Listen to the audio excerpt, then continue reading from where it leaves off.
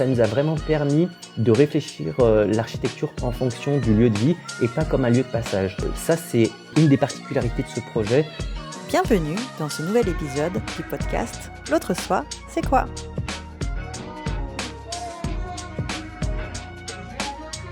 Pour cet épisode, nous allons nous intéresser à la passerelle, résidence sociale et pension de famille de la Fondation Aralis sur l'autre soi. Et pour nous accompagner tout au long de ce podcast, j'ai le plaisir d'accueillir Mohamed Benazouz, directeur général de la Fondation Aralis. Bonjour Mohamed. Bonjour. Déjà, est-ce que vous pouvez nous expliquer en quelques mots ce que fait la Fondation Aralis ? Alors la Fondation Aralis, c'est une structure qui a plus de 70 ans. L'origine, c'est la prise en charge des anciens travailleurs migrants dans les années 50. C'est une association à la base qui a évolué pour devenir fondation en 2017. L'objectif, je dirais, c'est avant tout d'accueillir, de loger et d'accompagner des publics qui sont en panne de logement via des dispositifs résidence sociale, pension de famille, résidence accueil. Nous faisons aussi de l'hébergement d'urgence pour les services de l'État. L'idée, c'est d'avoir un logement, du prêt à habiter, un dispositif qui permet effectivement d'avoir une bonne apéalisation et de pouvoir justement lutter contre l'impayé en ayant un accompagnement. Comment vous êtes retrouvé sur ce projet ? L'idée qui est née au niveau des structures membres du GIE, c'était de pouvoir proposer quelque chose de différent, faire un pas de côté sur ce qu'on proposait en termes d'aménagement urbain classique, en essayant de favoriser un maximum. Alors, j'aime pas trop le terme mixité sociale, mais plutôt des rencontres et de liens sociaux entre différents types de publics qui ne se rencontrent pas automatiquement. Et là, l'idée, c'était de partir un petit peu d'une feuille blanche et d'imaginer des liens entre plusieurs types de publics. Et l'idée, c'est pas d'être côte à côte, mais bien ensemble, ou en tout cas de favoriser les espaces de rencontre. Et donc, la passerelle devrait ouvrir ses portes en 2026. Est-ce que vous pouvez nous expliquer ce qu'on va retrouver sur ce bâtiment ? Alors, la passerelle, c'est effectivement la résidence sociale qui sera gérée par la Fondation Aralis. Ça sera notre 51e résidence, puisqu'on est impliqué, je dirais, sur la métropole de Lyon, je dirais en grande majorité pour 95% de notre parc, et un petit peu à Saint-Étienne. Et en fait, elle se décomposera en deux types d'habitats. Une résidence sociale classique, généraliste. Elle sera ouverte à des publics qui sont en panne de logement ou certains peuvent avoir une vulnérabilité passagère avec une possibilité de rebondir via un accompagnement social. Donc ça va être pour 66 logements sur les 92 qui seront proposés. Et puis, on a une pension de famille, donc un dispositif de résidence sociale spécifique, petit volume, donc c'est 26 logements, qui permet d'avoir un travailleur social dédié et une équipe un peu, je dirais, plus musclée en proximité et en accompagnement. Donc c'est plutôt un lieu de vie. Elles ont des vulnérabilités mais qui sont plus liées à leur parcours résidentiel, donc un peu chaotique. Et là, c'est vraiment une pause qui leur permet de se construire ou plutôt se reconstruire sur un espace, un lieu de vie. Donc les personnes sont bien chez elles, mais il y a des espaces collectifs et des temps d'animation. Et surtout, il y a un gros travail d'inclusion sociale au niveau du quartier et puis, je dirais, de la coordination avec les acteurs locaux pour qu'elles puissent s'intégrer à l'écosystème. L'idée, c'est vraiment d'en faire des habitants qui puissent être à l'aise et en lien avec les services de la ville. Ça, c'est vraiment le but de la pension de famille et on est plutôt content de pouvoir bénéficier de ce dispositif sur un espace comme ça. Alors pourquoi c'était important pour vous qu'une résidence sociale se trouve sur l'autre soi ? Parce que comme je l'ai dit un petit peu auparavant, c'est du prêt à habiter, du clé en main. C'est un produit phare, ou en tout cas c'est un dispositif phare dans le cadre des politiques publiques et notamment du plan logement d'abord 2. La métropole lyonnaise a intégré vraiment la question du logement d'abord dans sa politique publique et on est fiers et on est content de pouvoir avoir ce dispositif au sein de notre métropole et plus particulièrement à Villeurbanne et encore plus spécifiquement à l'autre soi.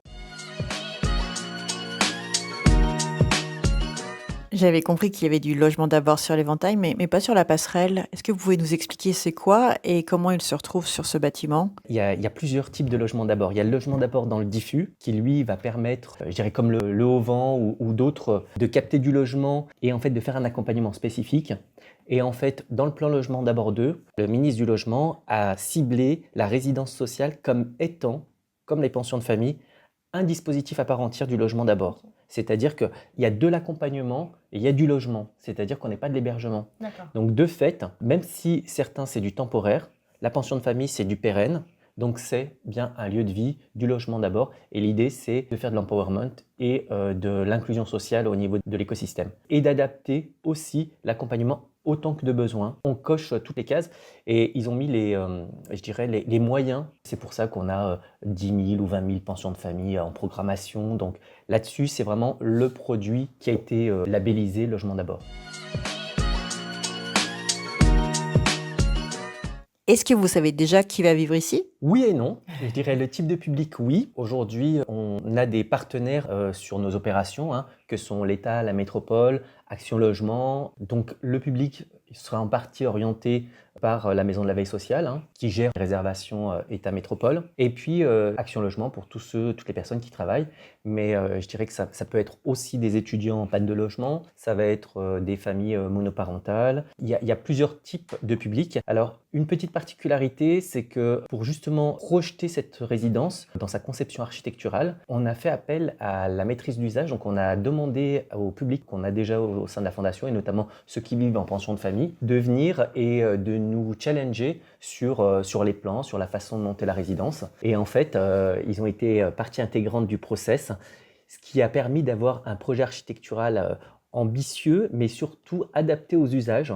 Donc, ils nous ont fait changer des tas de choses. Ça a été un peu un casse-tête, mais ça nous a vraiment permis de réfléchir l'architecture en fonction du lieu de vie et pas comme un lieu de passage. Ça, c'est une des particularités de ce projet qui permet vraiment d'avoir, vous le verrez à l'inauguration, mais des logements qui sont traversants pour des petites surfaces, qui est quand même, pour la question du confort d'été, exceptionnel.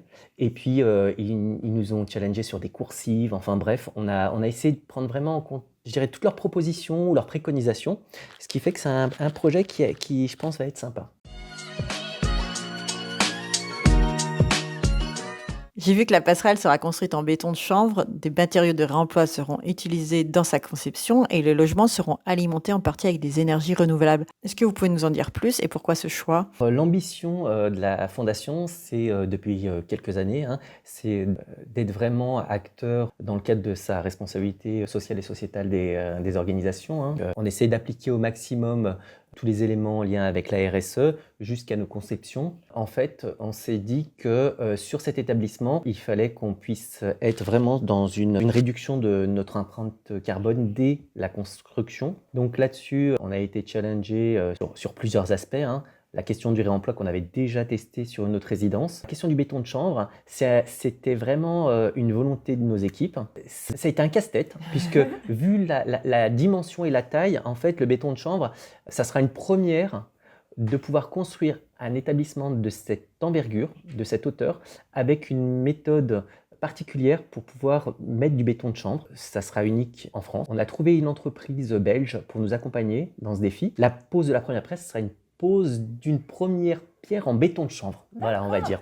Donc c'est assez exceptionnel et on serait un petit peu le pilote par rapport à ce procédé. Ça rajoute encore, je dirais, un côté challenge, mais aussi un côté motivant et sympa à ce projet. Vous avez quelque chose à rajouter ? On a hâte en fait d'être en 2026, voilà, c'est surtout ça, puisqu'en fait on va clôturer la mise en place de l'autre soi, puisqu'on sera le dernier bâtiment. Il ne restera plus qu'à finaliser le parc qui est en cours, et je pense que là on va pouvoir vraiment commencer à voir comment tout ça vit, en tirer des conclusions, et je pense que ça peut nous apprendre pas mal de choses, à la fois à chaque opérateur, mais aussi aux politiques publiques, aux élus, et donner peut-être envie de se lancer un peu sur des dimensions de même type dans d'autres lieux, d'autres localités. On a hâte que ça se mette en place pour vraiment avoir l'ensemble du programme. Merci beaucoup. Merci Bérangère. Le mois prochain, nous rencontrerons Margot Luminet et Pete Kirkham. Avec eux, nous échangerons sur les bobines, l'habitat participatif sur l'autre soi. Vous avez écouté L'autre soi, c'est quoi ? Le podcast de l'autre soi.